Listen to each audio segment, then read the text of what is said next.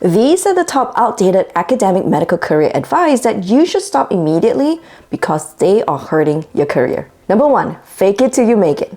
First, if you're really weak at something, people can almost immediately pick it up. You can't really fake it. For example, when a fellow or resident is weak at a subject and does not want to admit it, you can see them trying to weave their way out of coming up with a diagnosis. And I used to think that I was oversensitive, but humans are more intuitive than we think. After 3 years of being a faculty member, anytime I sense that a trainee is weak in some sort of clinical work or has a hint of unprofessionalism, faculty members will independently come up with similar evaluation. That means supervisor or consultant attendings can detect it immediately. It is better that you admit that you don't know something and work on improving that subject. A second reason I think fake it till you make it is bad advice is because when you do that, you're creating subconscious belief that you are a fraud. When you constantly have to lie to yourself and others, it is so exhausting trying to keep that up. And worse, if you do get success while faking it, you will be establishing a deeper sense of imposter syndrome. Now, what is the alternative? Does it mean that you should never take on any challenging project because you're unskillful? No, it is absolutely important to challenge yourself and do things out of your comfort zone. So let me share some strategy here. First, determine what skills you lack. Then ask these questions. Can I build those skills fast enough to pull it off? Do I need a roadmap? Who can I speak to in order to get a roadmap or get a cheat sheet? If I can't learn this enough, who are the potential advisors and collaborators I can bring into the project? Then you create a skills development plan and a collaborator plan. So when you present your big idea, you're not going in as a naive person who's trying to fake their expertise, but as someone who's thoughtful about what is truly needed for the project and how to be resourceful. Being able to figure something out, even if it's challenging, creates confidence in yourself and earns other people's trust. Number 2, I just need to work hard. Or my supervisor will recognize me as long as I work hard. Unfortunately, working hard is the default. That's because you probably said that during your interview, didn't you? Everybody said they are hard workers when they started the job, so that is the standard now. You actually need to do things that bring value to your workplace. What is being valued in the workplace? In general, generate more revenue, increase prestige and reputation, and reduce expenses. So watch this video here where I talk about it more. For those who want to build their academic careers, sign up for my newsletter. I will give you my tips and strategies on how to build your authority and achieve your academic goals. Also, when you sign up, you will get a free 5-day mini academic writing course. The link is in the description below. Bad advice number 3, just say no. I cringe every time I hear this advice. Usually this happens when a person is asking a private group on social media whether they should be taking on a new project or new task. Then a bunch of people will give this generic advice. Oh, just say no, or no is a complete sentence. The thing is, people giving such advice may not even understand the whole situation, not know the nuances, we don't know the skills, how big the opportunity is. And just saying no without any thought is such a novice move. First, I want you to consider the cost of saying no. What if the new project is such a great opportunity for you, but all you needed was a little guidance? What if your supervisor sees something more in you and believes that you can pull this off? Perhaps it is true that you have too many things on your plate at the moment, but what if you take this new opportunity and let go of the old things that do not serve you? When you say no to challenging projects all the time, your supervisor will turn to someone else who is willing to try.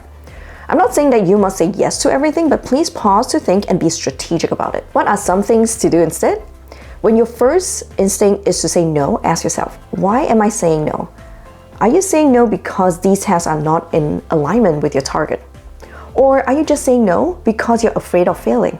Perhaps are you saying no because you don't have the skills? When you pause to ask these questions, you're no longer saying no just emotionally. So how do you know when to say yes and when to say no? My first tip is create algorithms ahead of time before you make that decision.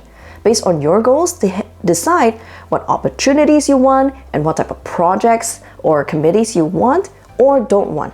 For example, you could decide, I will take on a committee where I get to have an active leadership role. Then separately have a not to-do list. Perhaps when you were a junior academic, you were saying yes to many collaborative projects to increase the number of publications and to increase your collaborative network.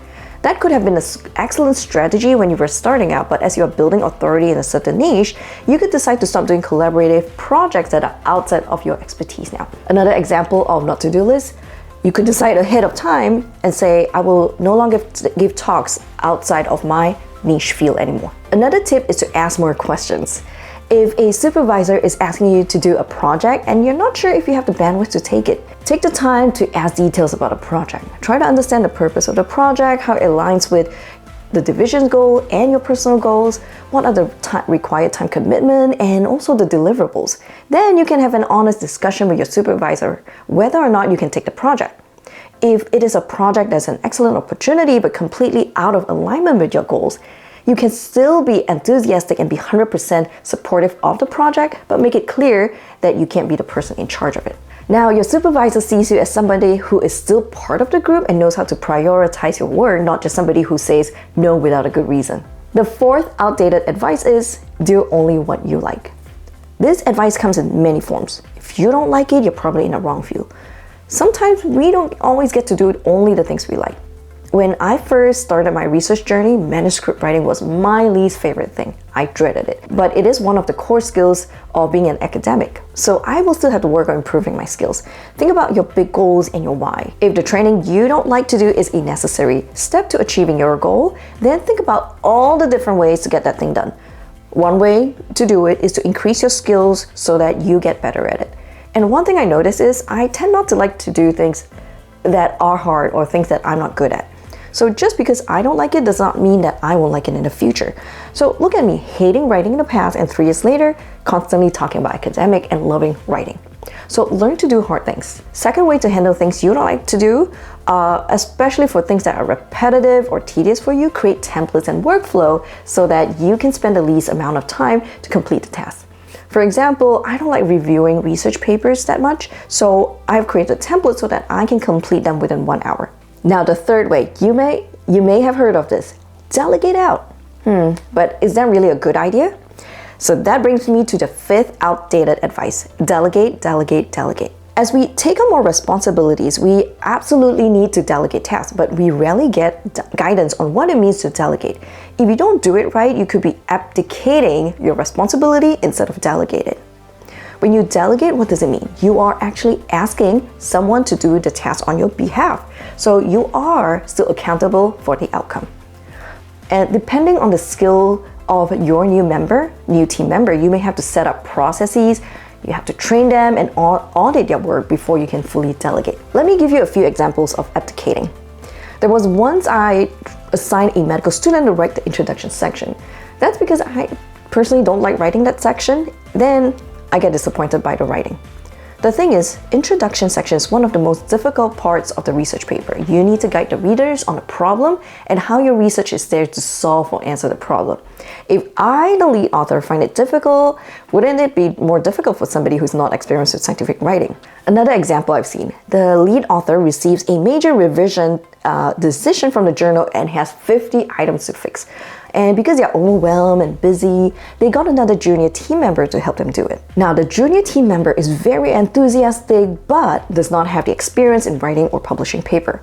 So as you can imagine, there is no progress. If you pass on a task to someone junior just because you don't like it, you're not putting the right processes and training, you are merely abdicating and not delegating. Number 6, focus on work-life balance.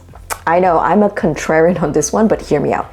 Every year, we often see the pendulum swing from hustle to find work-life balance. The reason these trends go into wide swings and people not agreeing to it is because how each person defines work-life balance and how one views hustle is very different. One could feel balanced with a 70-hour work week, and another could feel like they're hustling with a 50-hour work week. Also, you have to consider life seasons. A person with a sick parent would need to spend more time caring for their loved ones, whereas a new academic will need to put in the reps and hours to kick-start their career. Now, having said all of that, I think that most people do not push themselves enough to make full use of their potential. You see what everyone else is doing and you treat that as your standard. I was that way during my research fellowship. It was the year I wanted work-life balance, and as a postdoctoral fellow, I came in at 9, did all the necessary work, and left at 5. I saw patients in the clinic, hospital, went for classes, did data analysis, and went home. Seems so right, nothing wrong with that, right? Unfortunately, the marketplace rewards only results, not what you think you deserve. I graduated with 0 publication and had trouble finding a research position. So when I got a second chance to become a physician researcher, I promised myself never to put myself in that situation again. In mid-2022, there was this whole quiet quitting thing going on. For those of you who don't know, it means doing the minimum requirements of one's job and putting in no more time, effort, or enthusiasm than absolutely necessary. Or in other words, coasting. For those who did not follow this trend and continue to take massive actions to produce results, they now have the unfair advantage. That is because the competition was so low at that time. When everyone is retreating and you're expanding, you can dominate your field and stand out more easily. Another point is that we don't know our true capacity until we push our limits. When I was an intern, a list of 10 was overwhelming for me. I could never imagine handling more than that. Then we grow and learn skills to be more effective. Now, as a consultant, we see 3 times the number of patients in a day and still feel okay. So my call to action is don't settle for average, push yourself to do hard things. That is because if you don't push yourself, you will miss out on your potential. The thing is, when people start to advance in their careers as a result of fixing these issues, a whole new bunch of problems suddenly appear. And I really wish I prepared for them sooner, because it would have made my journey not just faster, but more enjoyable. So watch this video next and combine with what you've just learned, and it will make the results 10 times more powerful.